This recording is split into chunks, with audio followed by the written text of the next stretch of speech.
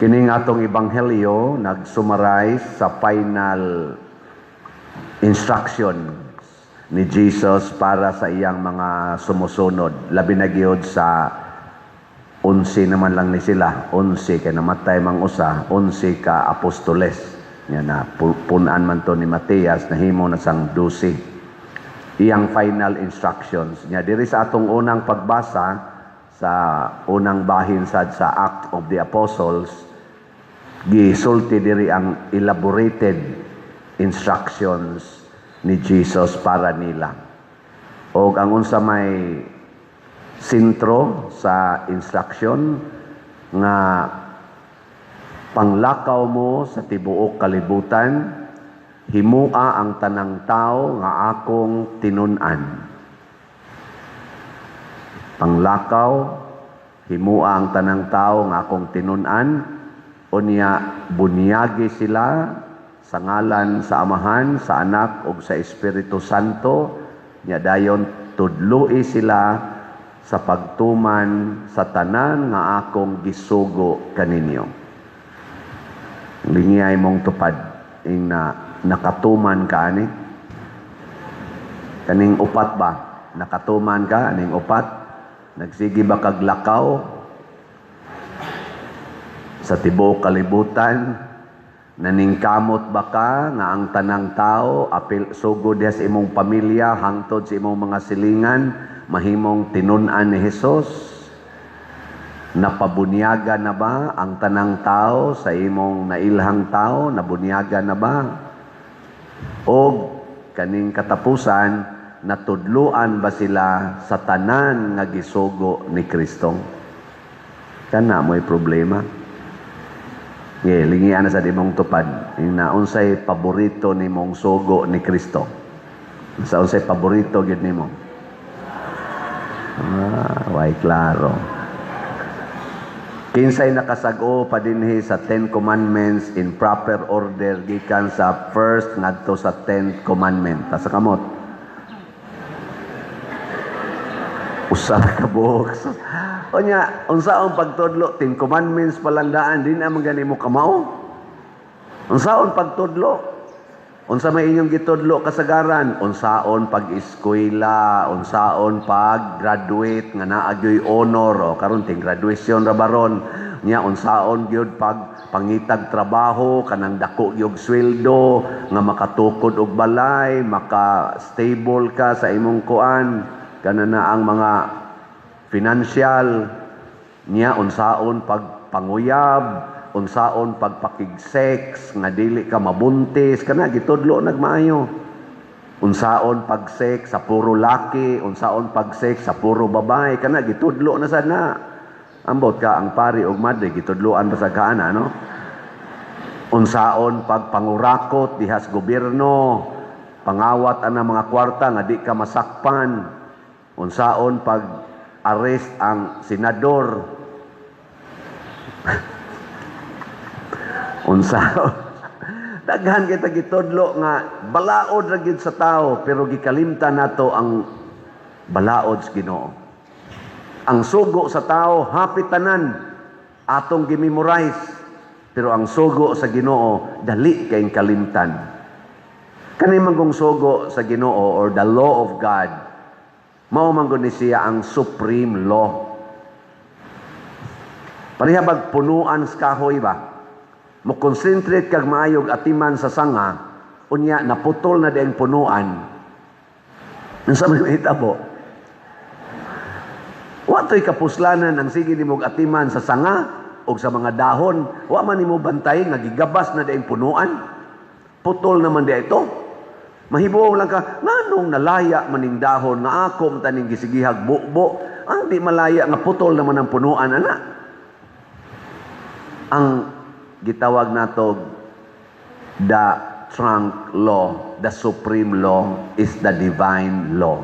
Mao na ingos Kristo tudloi gid ang tanan kay mahug nga way kapuslanan kanang atong Philippine Constitution, kanang United Nations nga Constitution, kanang mga ICC ug unsa pa diha nga mga balaod nga ng World Trade nga balaod mawa nay bili basta ang nagdaan ng maong mga balaura wa nay pagrespeto sa divine law. Kuha ang divine law, mukrampled ang tanang human laws. Muna, importante kay para ni Kristo nga tudluig yun ang tanan sa pagtumas balaod sa Ginoo. O kung sa maning balaod sa Ginoo, dili lang pagpalambo sa atong kalinaw, kalipay o kalambuan dinhis sa Pilipinas, dinhis kalibutan, kining divine law mo pasakani nato ngadto sa langit. Munang niingon diri sa atong unang pagbasa, hulata gid ninyo ang Espiritu Santo, kay ang gahom sa Espiritu Santo mo'y mutudlo ninyo unsaon gyud nga matuman ang planos Ginoo. Nya sa atong ikaduhang pagbasa giklaro gid na pagsulti nga ang gahom nga nagpasakan ni Hesus ngadto sa langit ug nagpalingkod niya sa tuo sa Dios, maoras ang gahuma ang gihatag nga hinato. Munang nakaingon si San Pablo, hinaot unta nagampo ko nga masayod mo sa kalapad, kataas ug kadako nining maong gahom nga gihatag nato. Nya unsa mo na pagpalihok ang maong gahom? Kung magtuman tas balaod sa Ginoo, nilingyan na sa dimong tupad, ing na nagsigig lihok imong gahom, na imong gahom baga sigig lihok. Oy, kasagaran nato, mahadlok dayos gahom sa yawa. Dali kitang mahadlok sa gahom sa yawa, nalimot ang anaa tay gahom sa Ginoo. Kita ba na tay gahom sa Ginoo? Nya mahadlok lang taan ang gahom sa yawa nga inferior man na siya sa gahom sa Ginoo. Nabitang magpa-blessing na kog balay, moingon din, Pader, blessingi among balay. Usahay moingon ko, nganong inyong balay blessingan maning karaan maning ignahong daghan lagi mig mahibudngan Pader. Ana, daghag mahibudngan. Nako nya inig human akog blessing ug musamot sila kadaghan. Ako'y mabati ani. Napayuban mo ingon Pader ang among yuta ba, among ibaligya nya nahibaw-an mo na Pader gud nga naay gipatay diha Pader, di man mo palit ang mga kuan Pader kay ilaos ang ipa blessingan. Nako kisa mao na inyong tawag nako kay blessingan to kay naay gipatay diha. O daghan magug kahibudngan Pader. Nako nya ighuman akong blessing og di mawa nang gikahibudngan ninyo. Dili mahalin inyong yuta tungod nako, ako na inyong pasanginlan. May lagmuhog muskulikta din eh. O niya karon kay tulo naman kapari ang gipa-blessing, wa manggid mawa. Ni kuha silag tambalan. Naghala didto, gawisik-wisik og dugo, gaihaw, ngaway galuto, ngaway mga asin, og gihurim-huriman og maayo sa tambalan. Og nawa ang gikahibudngan. Karon kada nila blessing og mga lugar ang kadtong tambalan mo ilang tao kundi nas Padersiano kay why effect ngano man kay nalimot ka nga ang gahom sa yawa mo to'y naggigamit atong tambalan unya kay ang yawa ra mo sa gatingog-tingog didto iya dayong giwa ang iyang presensya aron adto nakamutuos tambalan. Ang pasabot lang nako ba kanang imong makita magtingog-tingog, kanang mga sakit, mga kasakit, apil na ng kamatayon, sa yawa man na. Ayaw kahadlok ana. Kay bisag moabot patas kamatayon, mubalik ratag kabanhaw, kay maula gito ang gahom sa Espiritu Santo, dili masirad-an sa kamatayon, mubalik ra na pagsaka, og mulahos pagina ngadto sa langit. Ay kahadlok. Ngilingyan na sa dimong tupad. Ingna, basig karong gabi na kamamatay. Ingna ba? Nabasig karong gabi na kamamatay. Nya, mangutana mo na siya nimo. Unyag matinuod na, unsa may akong buhaton. Kinahanglang mo palit ka karon og raffle ticket. Palit yung raffle ticket karong adlawa. Kay naidaghan kay naninda dias gawas. Nganong raffle ticket may solusyon og mamatay ka karon kay kanang imong kwarta di na nimong madaas langit. Pero inigpalit nimo raffle ticket ni tabang ka sa simbahan, kanang imong gibuhat nga pagtabang sa simbahan mao nay makapahiusa nimo ni Kristo kinsa mao ang simbahan. Ang lawas ni Kristo mao ang simbahan. Nya kay do naman kay gibuhat nga maayo sa lawas ni Kristo, dili kanya balibaran dito sa iyang gingharian. Gilingay mo tupad, ingna sakto. Ingna di na kuron maniud to og manihapon, ako na ning ipalit og raffle ticket. No, ana. Kay manihapon ka, maniud to ka, mamatay ra man gyapon ka. Mamatay ra man gyapon. Unya, makapalangit na nimong imong gikaon, dili. Pero di ka mukaon karong Domingo ha. Unya ang imong budget imong ipalit og raffle ticket, pastilan. Mamatay ka ugma. Apan ritso kas langit. Kay maunay paglihok sa gahom. Pila na may atong halins ticket, gamay pag na. Niabot nag 12,520 ang atong halin. Oh, pakpak. Unya ang atong pledges katong one-stop challenge niabot nag 93 ka one-stop challenge katong tag 20,000 nya 18 pa ang narimit, 75 pang wapa marimit. Salamat kayo ninyo ani. Ug naa pa gyud koy gamay i-announce ninyo nga magpasalamat ko, di ba atong few weeks or last week ba to ni-announce ko nga nag 5-day allowance na lang mi dinhi kaming mga 40 plus nga mga staff including myself kay di na paigo ang atong kolekta sa among expenses. Mo nang amo na lang gi 5-day allowance. Thanks be to God na positive ang atong operating expense income niadtong miaging semana, makatilaw na sad mig 7-day allowance. Salamat. Diba ko inyo ra gipunag jutay ang inyong gihog sa kolekta. Pun ipagyog dako-dako.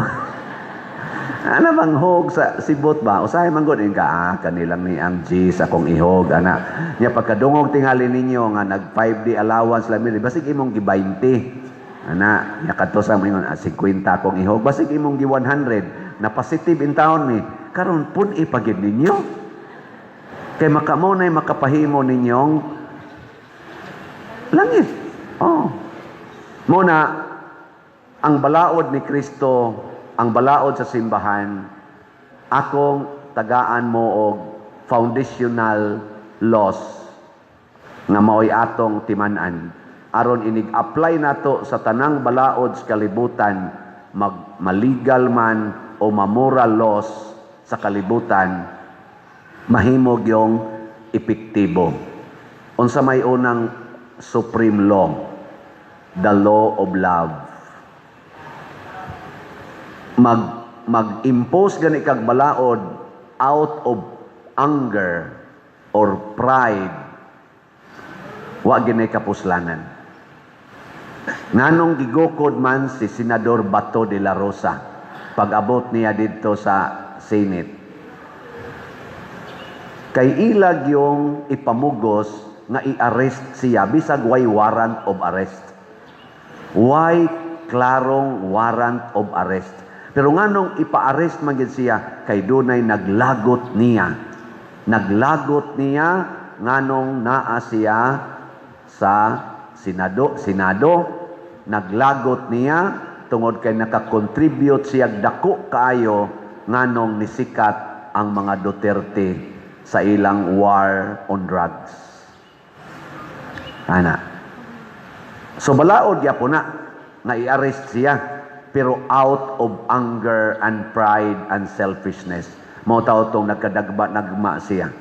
Matod pa ni bagong Senate President Alan Cayetano, kinahanglan pag yun ninyong gukuron ang senador og naagin mo'y arrest warrant, giari na lang unta ninyo sa among session hall, i-welcome mo namo oy.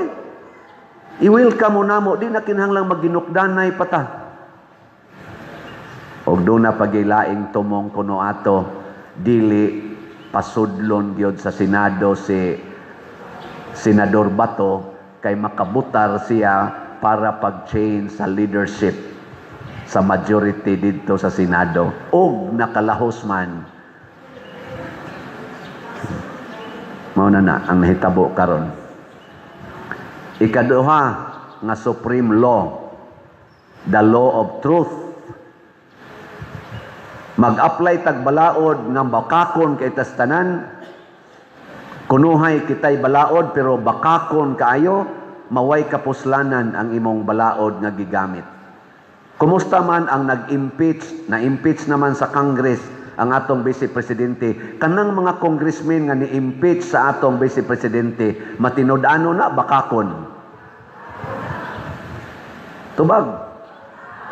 Kusga. Purting bakakuna. Nga naman.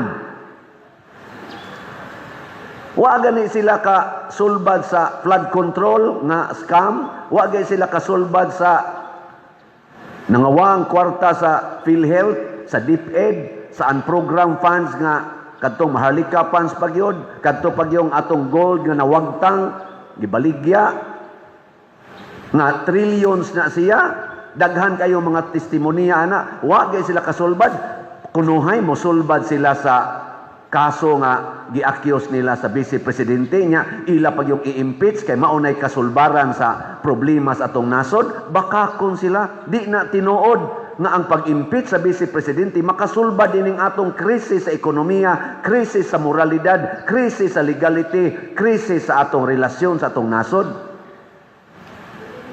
Di na kasulbad, pamakak na, di na tinuod. Pero kining maguba atong sound system, tinuod na kining atong sounds karon ilisana na gini kay 163 years na ning ato diring atong unsay nga ana sa titawag anang Dias Loyo kanang sa titawag na brad mixer o option na ganang 163 years di ka na mukoto igsagit nimo. So magpalit niya tag mahal-mahal ha or bag-o. Dako-dako ay tawag ho sa kulita. Kaya mag-ana mo kadaghan ang sobra nato sa ato operating expenses makapalit-palit kita. Ay palitan lang ng mga raffle tickets dahil makapalit ag bag-o ana nga sounds din ani mo karaat. Ana ha. Niya ang ikatulo nga supreme law na akong ipaambit ninyo, the law of wisdom. Unsa man ang the law of wisdom? Kana bang makahibaw ka unsay gustos Ginoo? Lahi na siya sa law of knowledge. Ang law of knowledge is limited. The law of wisdom is to know the whole truth. Dili na nakinahanglang eskwelahan ang wisdom. Mo na sila si St. Peter, sila mga kauban, mga unang mga apostoles. Wa to sila mga eskwela, pero kahibaw sila mga panghitabo gani na memorize nila ang Biblia bisag wa sila mo eskwela. Iniglalis nila sa mga Hudiyo, lupigon ang mga Hudiyo sa lantugi bisag mga professional to sila, bisag mga lawyers ngano man naaman sila'y wisdom to know the will of God. Kana bitang pag-uyab-uyab, unsa may gamitan nimo wisdom? Law of love man no? Law of love. Kana bang manguyab ka ba? Kanang maibog ka. Tungod man na sa law of love. Lingay mo to pa din na nakasuway na kang na in love. Ingna ba? Ingna nakasuway na ka? Ako kadaghan na gyud, sobra na tingali ka 50 ko na in love. Pero dunay pagbati nga dapat nimo i-temper aron dili ka mahimong makasasala. Ang wisdom mutudlo na nimo sa boundary asa ra ka kutob aron dili ka kasala. Pero ang knowledge, pataka lang ng knowledge. Isa pagkundom, okay ra na. Isa niya sala man ang sex without marriage. Kanang way kasal niya makig-sex ka. Tuo kada di na tinuod. Basta di lang ka mamabdos mo na importante. Mao man ang knowledge.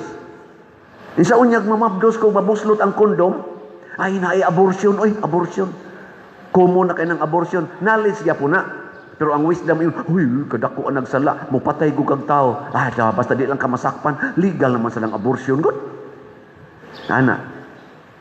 Isa nga nung magminyo ko, bati kayong minyo. Muminyo ka, makapag palang kag buangon ka istanan. May papuyo-puyo na lang. Kaya aron og di gyud magkasinabot pila ra may pagbuwag. Knowledge na, pero ang wisdom mo ingon, kay ang pamilya mao ginay sukaranan sa kinabuhi. Malusno ang atong kinabuhi basta di ta mabilong sa pamilya. Wisdom na siya. Nakaron, kinsa may nagamit og wisdom sa ilang paggamit sa atong balaod sa Pilipinas, sa atong Philippine Constitution, ang mga Marcos Group, Duterte's Group o Pinklawans Group. Ang nagsupak-supak sa atong balaod sa Pilipinas mo'y hinungdan nganong nalusno atong ekonomiya, nganong nagkagubot sa Senado, nganong nagkagubot atong katilingban, kay gigamit nila ang atong balaod sa ilang kaugalingong interest. Gibend the law nila. Wisdom tells us, you cannot bend the law. That is injustice. Pero ang knowledge, may nga no, we can bend the law. Sige, bauga ko nun ng imong liog. Ang law sa liog, straight man. Bauga. Pwede ra? Pwede man, pero magkalisod ka. Magduko naman ka. Kaning ato sang likod, straight man eh. Bauga. Kanang imong naong hapit na muhawak si yuta. Yadin adyo ka katulid. Pwede? Pwede man, pero maglisod ka. Muna, kamong mga magbabalaod nga moingon, let us bend the law, nya kamo pagigakupot ros atong dagkong katungdanan, maunang nagkalisod na taron because you bend the law. Nagkalisod ta. Law must be straight, must be stable, must be just. Justice is not flexible. It is straightforward. Justice. Mao na ang wisdom. Manindog na ta.